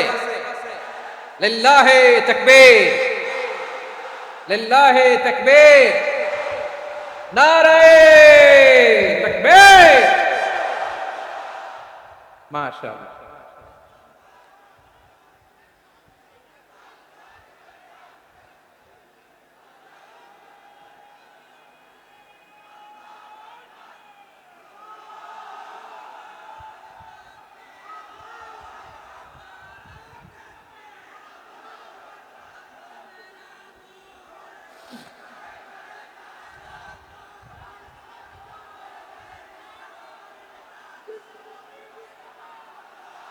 মাশাআল্লাহ মাশাআল্লাহ। থামুন থামুন আমার ভাইয়েরা, বিশ্বনবীর বয়স তখন প্রায় 51 বছর। কত বছর? বিশ্বনবীর সবচেয়ে কাছের মানুষ খাদিজা রাদিয়াল্লাহু তাআলা আনহা ইন্তেকাল করেছেন। বিশ্বনবী বড্ড কষ্ট পেলেন, হৃদয়টা ভেঙে খান খান। যিনি ঘরের ভেতরে বিশ্বনবীকে সান্ত্বনা দিতেন, ভালোবাসা দিতেন, বাইরে গেলে কুরাইশরা বকাঝকা করে, অত্যাচার করে, কিন্তু আম্মাজান খাদিজা রাদিয়াল্লাহু তাআলা আনহা ঘরটারে এমন শান্তির নীড় বানায় রেখেছেন, এই ঘরের ভিতরে ঢুকলে বিশ্বনবীর কলিজাটা ঠান্ডা হয়ে যেত। এজন্য রব্বুল আলামিন বলেন, খাদিজা, ও আমার বান্দি খাদিজা, জান্নাতে এমন স্পেশাল একটা ঘর আমি তোমার জন্য রেডি করে রেখেছি। ওই ঘরের মধ্যে কোনো আওয়াজ নাই, ওই ঘরের মধ্যে কোনো নয়েজ নাই, ওই ঘরে কোনো বিশৃঙ্খলা নাই। কারণ মক্কার জমিনে আমার নবী কুরাইশদের বিশৃঙ্খলা, নয়েজ আর ঝামেলাগুলোকে উপেক্ষা করে যখন তোমার ঘরের ভিতরে ঢুকতো, ঘরটারে তুমি শান্তির নীড়, ঠান্ডা, নীরব, নিস্তব্ধ, নিঝুম আর শান্তির নীড় বানিয়ে রেখেছো। এজন্য জান্নাতে স্পেশাল একটা শান্তির নীড় আমি তোমারে উপহার দেব। ওই প্রিয়তমা স্ত্রী খাদিজা ইন্তেকাল করলেন, বিশ্বনবীর হৃদয় ভেঙে খান খান। আবার ওনার চাচা আবু তালেব ইন্তেকাল করলেন, যিনি পলিটিক্যাল শেল্টার দিতেন নবীকে। কে দিতেন? আবু তালেবের ভয়ে, বিশ্বনবীর এই চাচার ভয়ে কোন মুশরিক নবীর গায়ে হাত দেওয়ার সাহস পায় নাই। এখন স্ত্রীও নাই, চাচাও নাই, নবীকে আশ্রয় দেওয়ার কেউ নাই, নবীর চারদিকে অন্ধকার। নবী এখন কই যাবেন? আমার পেয়ারা নবী নতুন স্টেশন খুঁজতেছেন, নতুন দাওয়াতি প্ল্যাটফর্ম খুঁজতেছেন। তিনি যায়েদ বিন হারেসা রাদিয়াল্লাহু তাআলা আনহুকে নিয়ে মক্কার পাশের একটা নেইবরিং সিটি তায়েফে চলে গেলেন। কোথায় চলে গেলেন? লালমনিরহাটের ভাইয়ের আওয়াজ করে বলেন, কোথায় গেলেন? তায়েফে চলে গেলেন দিনের দাওয়াত দেওয়ার জন্য। কি দেওয়ার জন্য? নাকি জমি কিনতে গেছিলেন? জমি কিনতে, দুনিয়ার যশ খ্যাতির জন্য, নিজের কোনো লাভের জন্য? তায়েফবাসীদেরকে জাহান্নামের আগুন থেকে বাঁচানোর জন্য। আওয়াজ করে বলতে হবে, ঠিক কিনা? বিশ্বনবী বিশাল মরুপথ, পাহাড়ি পথ পাড়ি দিয়ে তায়েফের মরুজমিনে গেলেন কোরআনের দাওয়াত নিয়ে, ইমানের দাওয়াত নিয়ে। কিন্তু তায়েফের লোকেরা বিশ্বনবীর দাওয়াতকে শুধু প্রত্যাখ্যান করেই থামে নাই, তারা বিশ্বনবীর সাথে অত্যন্ত খারাপ আচরণ করেছে। বিশ্বনবীকে শারীরিকভাবে হেনস্থা করেছে, আমার নবীকে শারীরিকভাবে অত্যাচার করেছে, আমার পেয়ারা নবীর গায়ে পাথর মেরেছে, বিশ্বনবীর গা বেয়ে ঝরঝর করে রক্ত ঝরেছে, নবী জামিনের মধ্যে লুটিয়ে পড়েছেন, আবার মেরেছে, আবার নবী হাঁটতে শুরু করলেন, পেছন থেকে আবার মেরেছে, আবার নবী রক্তাক্ত হয়ে জামিনের মধ্যে লুটিয়ে পড়লেন, আবার মেরেছে। বিশ্বনবীর মতো এত সুস্ত্রী মানব, বিশ্বনবীর মতো এত শুভ্র মানব, বিশ্বনবীর মতো এমন চমৎকার দেহাবয়ব দিয়ে রব্বুল আলামিন কাউকে বানান নাই। এরকম চমৎকার মানুষটাকে তারা তায়েফের ওই জমিনে রক্তাক্ত করেছে। বিশ্বনবী দুনিয়ার কোনো স্বার্থের জন্য সেখানে যান নাই, নিজের কোনো লাভের জন্য, প্রাপ্তির জন্য যান নাই, তায়েফবাসীদের জাহান্নামের আগুন থেকে বাঁচাতে গিয়েছে। ঠিক কিনা বলেন? খেয়ে না খেয়ে দিন প্রচারের কাজে নিজেকে দিয়েছ বিলিয়ে, তায়েফের কাফিরেরা চিনল না সে আলো, দুষ্ট ছেলেদের পিছু দিল লেলিয়ে, পাথরের আঘাতে ক্ষত বিক্ষত হয়ে সারা শরীর থেকে রক্ত ঝরে। হে রাসূল তোমাকে ভুলি আমি কেমন করে, হে রাসূল তোমাকে ভুলি আমি কেমন করে। পারেন না আপনারা? ধরুন আমার সাথে।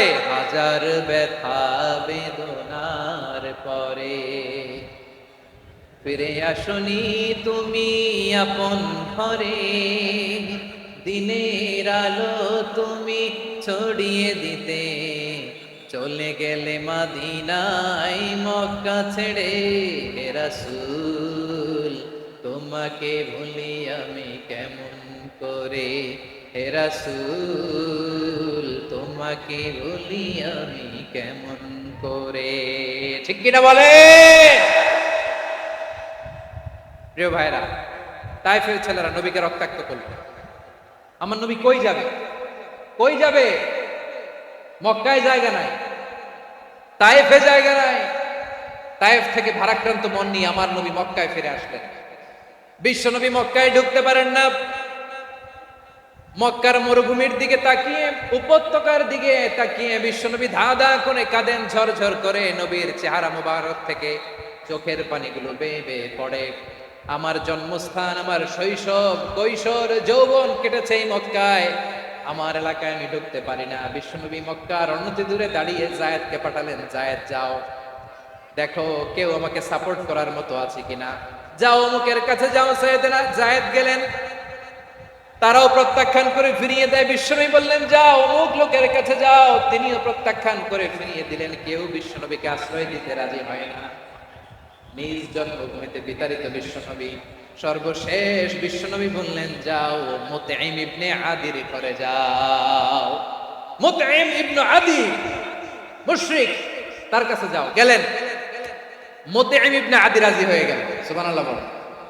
দেখেন, অনেক বিপদের সময়ও আমি নিজে সাক্ষী, সামাজিকভাবে রাজনৈতিকভাবে কত ঝঞ্ঝা, কত ষড়যন্ত্র, কত কনস্পাইরেসি পাড়ি দিয়ে আমাদেরকে সামনে এগিয়ে যেতে হয়। এই শত্রুদের ভেতরেও একজনকে দাঁড় করিয়ে দেয় যে আল্লাহর কোরআনের জন্য রেডি হয়ে যায়। করেন সুবহানাল্লাহ। মুতঈম ইবনে আদি, আল্লাহ তার মনকে নরম করে দিলেন। মুতঈম বলে, মুহাম্মদ আমি তোমাকে আশ্রয় দিব। তার দুই ছেলেকে পাঠালেন, যাও খোলা তলোয়ার নিয়ে, স্কট দিয়ে, গার্ড অফ অনার দিয়ে মুহাম্মদকে মক্কায় ঢুকাও, আর বলো আমি আমান দেব। আমান কি দিব? আমান মানে সিকিউরিটি, নিরাপত্তা। সিকিউরিটি ছাড়া, আমান দেওয়া ছাড়া কেউ থাকতে পারতো না মক্কায়। দুই ছেলে বিষ্ণু ইসা ইসলামকে নিয়ে আসলো। নবী কাবার চারদিকে তাওয়াফ করলেন, নামাজ পড়লেন। আবু জাহেল, উতবা, শাইবা, ওয়ালিদ ইবনে মুগীরা সবাই দেখে, কেউ কিছু করতে পারে না। কারণ মুতঈম ইবনে আদি ঘোষণা দিয়েছেন আমি মুহাম্মদকে আমান দিয়েছি, মুহাম্মদের গায়ে যেন কেউ স্পর্শ না করে। আওয়াজ করে পড়েন সুবহানাল্লাহ। নবীর এই বিপদকালে মুহূর্তে মুতঈমের হৃদয়টারে নরম করে দিল কে? আচ্ছা লালমনির হাটের ভাইয়েরা বলেন, এই মুতঈম কি মুসলিম ছিল না মুশরিক? সবাই বলতে হবে মুসলিম না মুশরিক। তাহলে মুশরিকের কাছ থেকে নবী পলিটিক্যাল অ্যাসাইলাম, আধুনিক রাষ্ট্রবিজ্ঞানের ভাষায় পলিটিক্যাল অ্যাসাইলাম, যেটাকে বলে রাজনৈতিক আশ্রয়, উনার আমান বা নিরাপত্তার এই ঘোষণায় তিনি মক্কায় ঢুকলেন। যতদিন নিরাপত্তা ছিল ছিলেন। মুতঈম যখন মারা গেল, বিষ্ণু ইসলাম হিজরত করে মদিনায় চলে গেলেন। সুবহানাল্লাহ। কিন্তু মুতঈম যে বিশ্বনবীর উপকার করছে এটা বিশ্বনবী বলে নাই। আমাদের অনেকে আছে উপকার করার পরে আর খেয়াল থাকে না, খাওয়ার পরে গলা দিয়ে নামলে আর খেয়াল থাকে না। এরকম আছে না নাই? আমার নবী বলে নাই। বদরের প্রান্তরে 70 জন কাফেরকে যখন বন্দী করে বিশ্বনবীর সামনে হাঁটু গেড়ে দাঁড় করানো হলো, বসানো হলো, 70 জন কাফের। কয়জন? বিশ্বনবী তাদের দিকে তাকিয়ে বললেন, সহিহ বুখারীর বর্ণনা, লাউ কানাল মুতঈম ইবনে আদি হাইয়ান সুম্মা কাল্লামানি হাউলাইন নাতনা লা তারাকতুহুম লাহু। বদরের প্রান্তরে 70 জন বন্দী কাফিরের দিকে তাকিয়ে আমার নবী বললেন, আজকে মুতঈম ইবনে আদি যদি বেঁচে থাকতো আর তোমাদের 70 জনের ব্যাপারে যদি মুতঈম এক বাক্যে একটা সুপারিশ করত, তার সম্মানে আজকে তোদের সবাইকে আমি মাফ করে দিতাম। সুবহানাল্লাহ নাই? ওই যে চিল্লাচিল্লি যে কথা বোঝে নাই, কোন জিনিস মিস করছে ওরা নিজেরাও বোঝে নাই। বিশ্বনবী মুতঈমের এই সাহায্যের কথা বলে নাই। 70 জন মুশরিক হাঁটু গেড়ে বসা, নবী চাইলে এখনই এক্সিকিউশন অর্ডার দিতে পারে। তিনি বললেন, আজকে যদি মুতঈম বেঁচে থাকতো আর মুতঈম যদি তোদের জন্য সুপারিশ করতে, এই আবর্জনাগুলোর ব্যাপারে সুপারিশ করতে, আমি মুহূর্তেই তোদেরকে এমনি মাফ করে দিতাম। এবার বলেন, ইসলাম কি ন্যারো মাইন্ডেড না ব্রড মাইন্ডেড? শুধু তাই নয়, যাকে যে সম্মান দেয়ার আমার নবী দিতেন, হোক আস্তিক হোক নাস্তিক, হোক মুসলিম হোক অমুসলিম। বিষ্ণু ইসলাম যখন রোমান সম্রাটের কাছে চিঠি লিখেছেন, আমার প্রিয় লালমনিরহাটের ভাইরা, অল্প কয়েক মিনিট কয়েকটা জরুরি কথা বলবো, এদিকে তাকান, এদিকে তাকান। রোমান সম্রাটের কাছে বিশ্বনবী যখন চিঠি লিখলেন মিন মুহাম্মদ রাসূলিল্লাহ ইলা হিরাকলা আযীমির রোম, মুহাম্মদের পক্ষ থেকে হিরাক্লিয়াসের কাছে, যিনি হচ্ছেন আযীমির রোম। এটা নবী নিজ থেকে বানায় লিখছেন অতিরিক্ত সম্মান দিয়ে।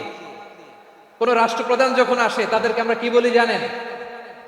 তার নামের শেষে HE এটা লিখতে হয়, H.E. মানে হিজ এক্সেলেন্সি। কি লেখে? হিজ এক্সেলেন্সি, অথবা ইউর হাইনেস, ইউর ম্যাজেস্টি। দেখেন, বিশ্বনবী সাল্লাল্লাহু আলাইহি ওয়াসাল্লাম সব নবীদেরও নবী। তিনি একজন মুশরিক খ্রিস্টান সম্রাট, রোমান সম্রাটের কাছে চিঠি লিখতে যায়, লিখতেছে ইলা হিরাকলা আযীমির রোম, হিরাক্লিয়াসের কাছে আমার চিঠি, যিনি রোমের আযীম, হিজ হাইনেস, মানে রোমের অনেক সম্মানিত এক বাহাদুর। আওয়াজ করে বলেন সুবহানাল্লাহ। তার মানে যাকে যে সম্মান দেয়ার এটা বিশ্বনবী দিতেন। এমনকি যেই ইহুদিরা ভালো ছিল, এই ইহুদিদেরও প্রশংসা করেছেন বিশ্বনবী মুহাম্মদুর রাসূলুল্লাহ সাল্লাল্লাহু আলাইহি ওয়াসাল্লাম। এক ইহুদির প্রশংসা করেছেন বিশ্বনবী। ইহুদির কার? আমি তো আমার ভাইয়ের প্রশংসা করি না, আমি তো এক আলেম আরেক আলেমরে স্পেস দেই না, আমি তো এক দায়ী আরেক দায়ীর সাথে বসতে চাই না।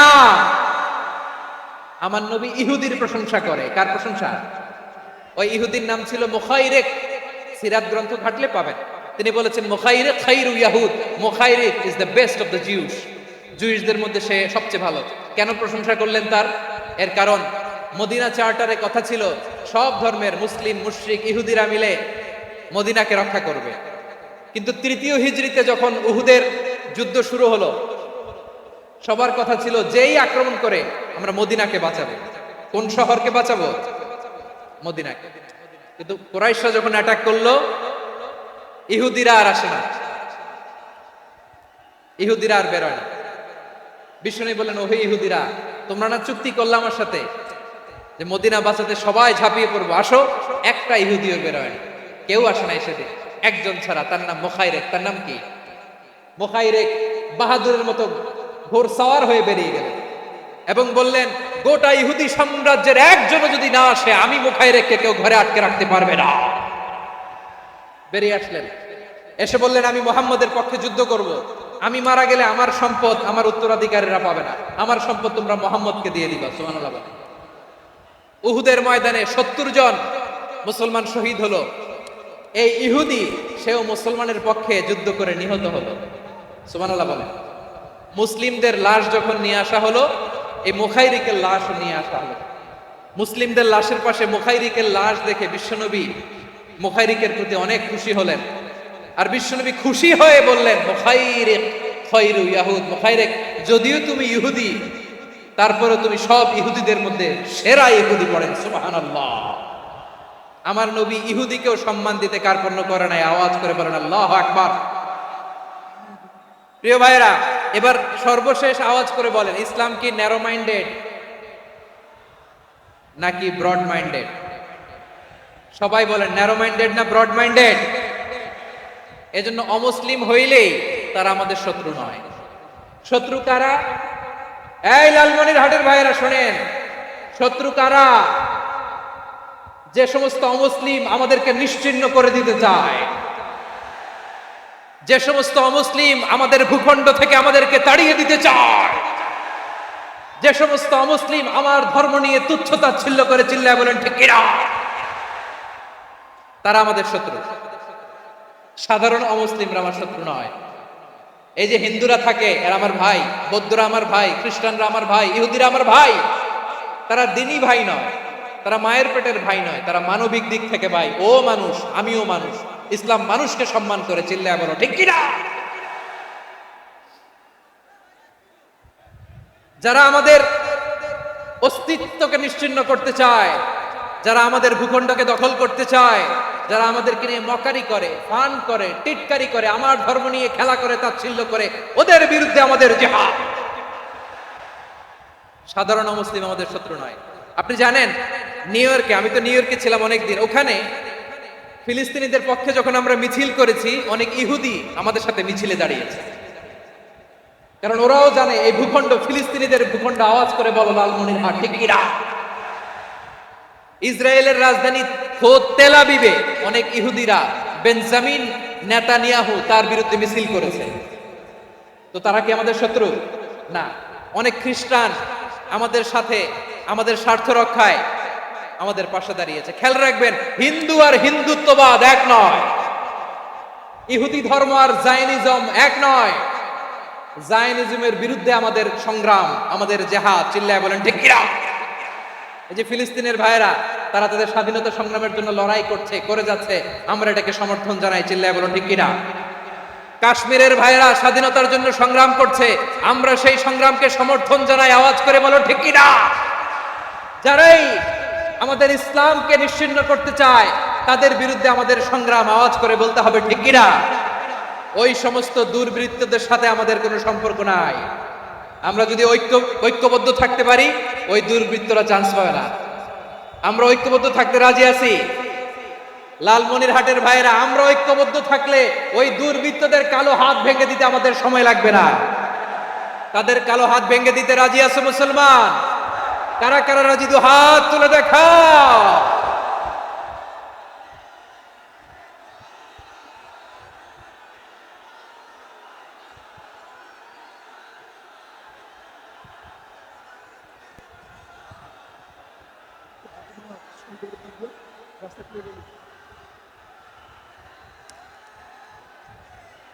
আমার প্রাণ প্রিয় লালমনিরহাটের ভাইরা, শত্রু কাফের আর অশত্রু কাফেরের মধ্যে পার্থক্য আছে না নাই? আবু তালেব মুশরিক, আবু জাহেল মুশরিক, কিন্তু দুই মুশরিকে পার্থক্য আছে না নাই? আবু তালেব নবীর চাচা, মুশরিক, মারা গিয়েছে মুশরিক অবস্থায়, কিন্তু আজীবন আমার নবীকে আগলে রেখেছে, আমার নবীকে সাপোর্ট করেছে, ভালোবেসেছে। আবু জাহেল মুশরিক, মারা গিয়েছে মুশরিক হিসেবে, আজীবন আমার নবীর বিরুদ্ধাচরণ করেছে।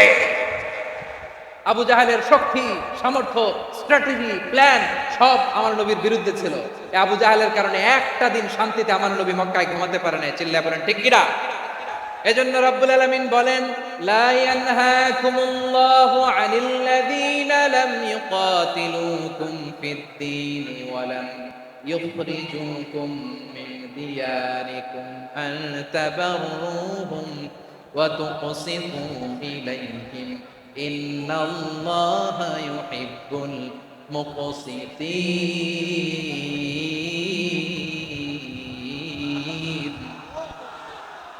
আল্লাহ বলে, গোলামেরা শোনো শোনো, যে সমস্ত অমুসলিম তোমাদের সাথে ধর্মযুদ্ধে লিপ্ত হয় না, তোমাদের বিরুদ্ধে যে সমস্ত অমুসলিম অস্ত্র ধরে না, যে সমস্ত অমুসলিম তোমাদেরকে তোমাদের জন্মস্থান থেকে, ভূখণ্ড থেকে তাড়িয়ে দেয় না, তাদের সাথে ভালো আচরণ করতে আমি আল্লাহ নিষেধ করি নাই। তাদের সাথে সদাচরণে কোনো নিষেধাজ্ঞা নাই, বরং তাদের সাথে সদাচরণ করো, এটাই আমি আল্লাহ চাই। তাহলে আমার যে অমুসলিমরা আমাদের সাথে শত্রুতা করে না, তুচ্ছতাচ্ছিল্য করে না, আমাদের ভূমি থেকে আমাদেরকে উচ্ছেদ করতে চায় না, আমাদের বিরুদ্ধে অস্ত্র ধরে না, ওই অমুসলিম ভাইদের সাথে আমাদের কোনো দ্বন্দ্ব আছে? কোনো বিরোধ আছে? বরং আছে ভালোবাসা। বরং আছে কি? এই ভালোবাসা দিয়ে আমরা বিশ্ব জয় করব। রাজি আছে মুসলমান? আমাদের পুঁজি ভালোবাসা। আমাদের পুঁজি কি? এবার আওয়াজ করে বলেন, আমার এই পুরো আলোচনা থেকে the religious coexistence, peaceful coexistence, শান্তিপূর্ণ সহাবস্থান, কমিউনাল হারমোনি, এই সাম্প্রদায়িক সম্প্রীতি, এই আলোচনা থেকে কি বুঝলেন? ইসলাম কি ন্যারো মাইন্ডেড না ব্রড মাইন্ডেড? এই ব্রড মাইন্ডেড হৃদয় নিয়ে, ভালোবাসা দিয়ে আমরা বিশ্ব জয় করতে চাই। রাজি আছেন? আল্লাহ কবুল করুক, আমরা সবাই পড়ি আমিন। লালমনিরহাটের জেলা স্টেডিয়ামে আমার প্রিয় মায়েরা, বোনেরা, আপনাদের জন্য একটা হাদিস বলে শেষ করব। বিশ্বনবী বলেন, আমার মায়েরা খেয়াল করে শুনুন, বিশ্বনবী আপনাদের উদ্দেশ্য করে বলেন, আল মারআতু ইদা সাল্লাত খামসাহা ওয়া সামাত শাহরাহা হাফিজাত ফুরুজাহা আতাআত বা'লাহা ফালতাদখুল মিন আইয়ি আবওয়াবিল জান্নাতি শাআত। বিশ্বনবী বলেন, ও রমণীরা, ও নারীরা, যে সমস্ত নারী এই 4টা কাজ করবে, এই 4টা কাজের গ্যারান্টি দিবে, তাদেরকে জান্নাতের 8টা দরজার গ্যারান্টি দেয়া হবে।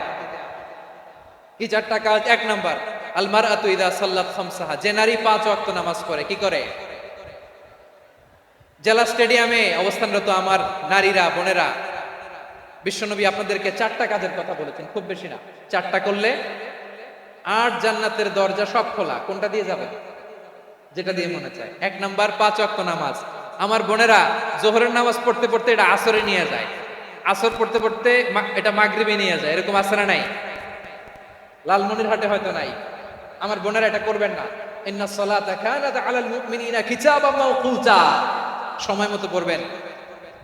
সামাত শাহরা, রমাদানের রোজাগুলো রাখবেন।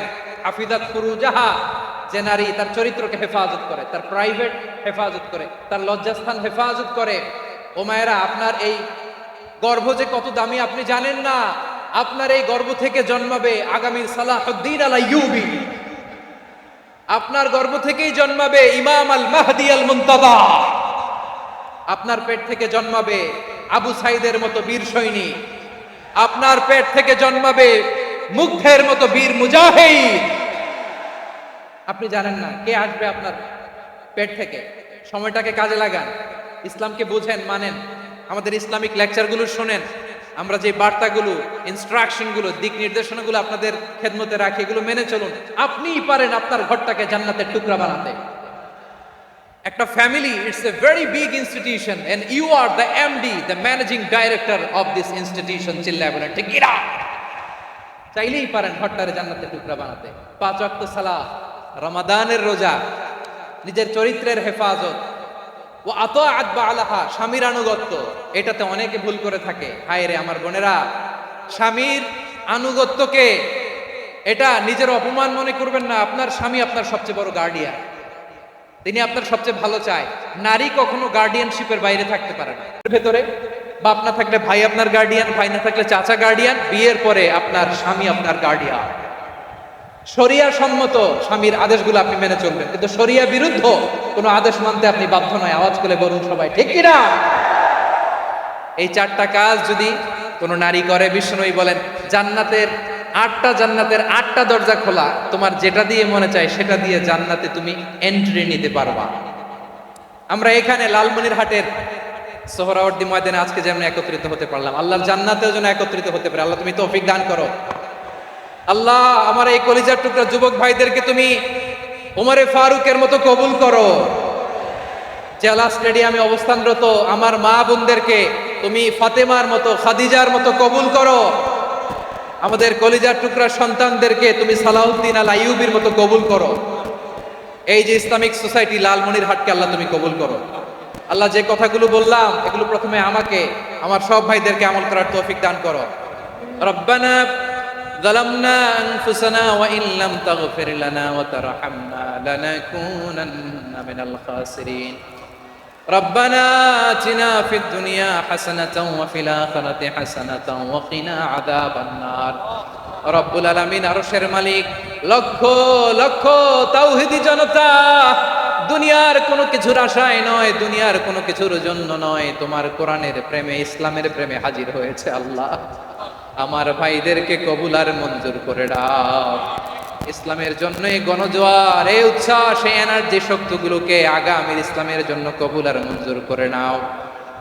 গাড়িতে করে, হুন্ডায় চড়ে, সাইকেল দিয়ে, রেল লাইন দিয়ে, রেলে চড়ে চড়ে লক্ষ লক্ষ ভাইয়েরা বিভিন্ন জেলা থেকে আজকের এই ঐতিহাসিক লালমনিরহাটের প্রোগ্রামে যারা জয়েন করলো, নিরাপদে তুমি আবার তাদেরকে গন্তব্যে পৌঁছে দিও।